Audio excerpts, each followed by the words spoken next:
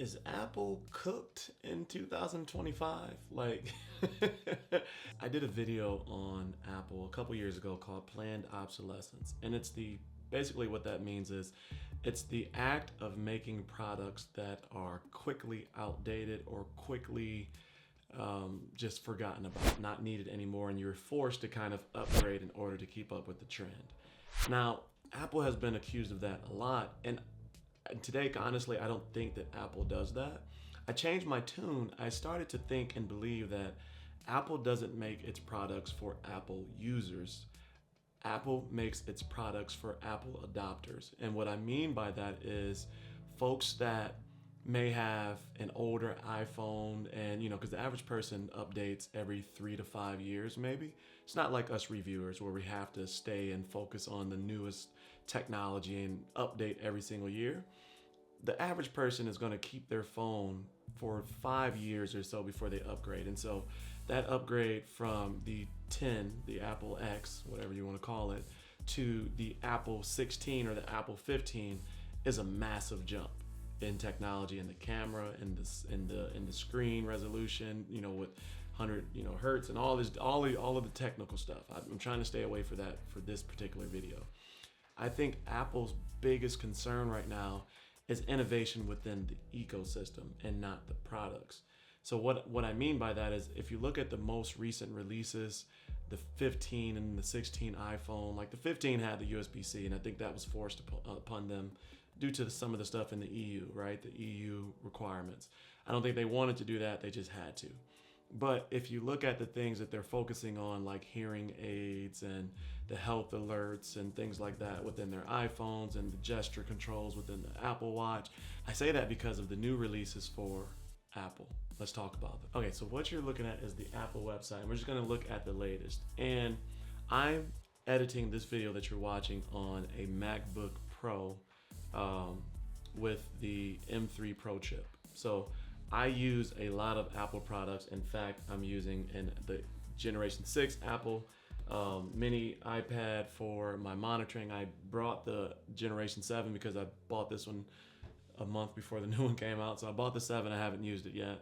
And I have iPad Pro. I got Apple all over the house. So what we have here are the new MacBook Airs, iPad Airs. And a couple of days ago, Tim Cook kind of released this kind of teaser on his X account, with the little Air thing, and this is what it turned out to be. But I'm confused by the new releases because there's so much, like these are M4s, right? This is the new M4 chip, and they have very impressive specs.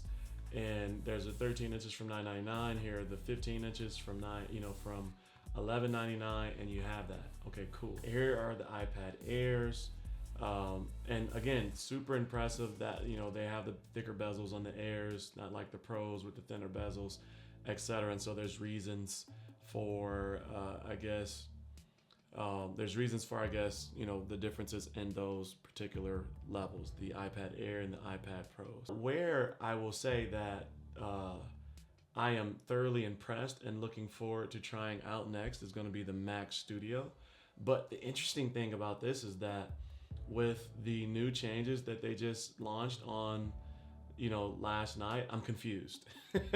Here's the M4, and then here's the M3 Ultra. Now, in every other world but Apple, you would be like, why the hell would I go backwards and get an M3 when they have the new M4? I've always been that person, like, up until the last couple years to get the best, like if there's another notch. And so I was a perfect Apple customer because they always do the increments. Like if you get this, then you get this, and I end up paying full price for things, right?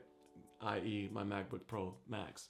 But I'm like, what is this? This is M4, and that's a base model, but the M3 Ultra, and that's the big model, right? And this is me talking as a consumer, not as a content creator.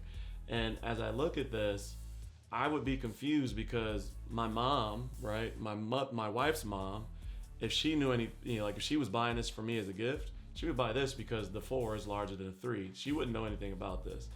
And so that is the confusing part for me. The M4 Max is brand new, and so is the M3 Ultra. And that's confusing. And Apple is becoming one of those things where it's like we're so used to how well these things perform that we're not even excited anymore when an Apple release comes out.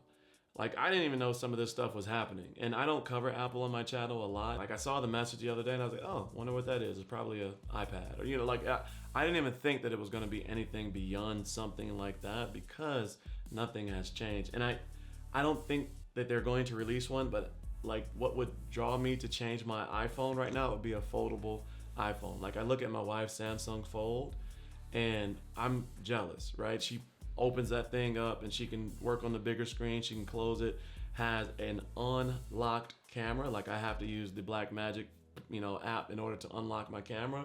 Otherwise I'm stuck with all the processing.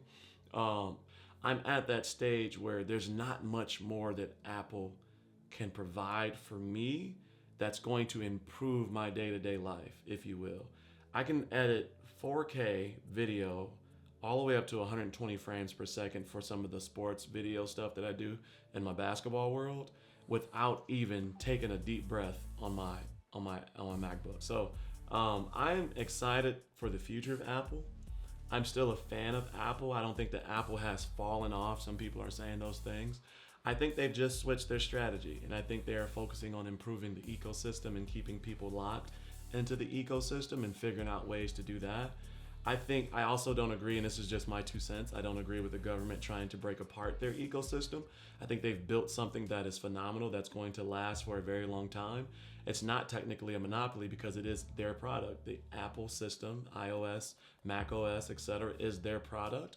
And so I don't agree with the government trying to make them use other apps and open up their apps and things like that. It's their product. It's not a monopoly in the sense that no one else can compete within the space because it is their own product and no one should be able to compete within the space. So yeah, this is one of those videos where I kind of just rambled and talked about things, but I'm anxious to know your thoughts.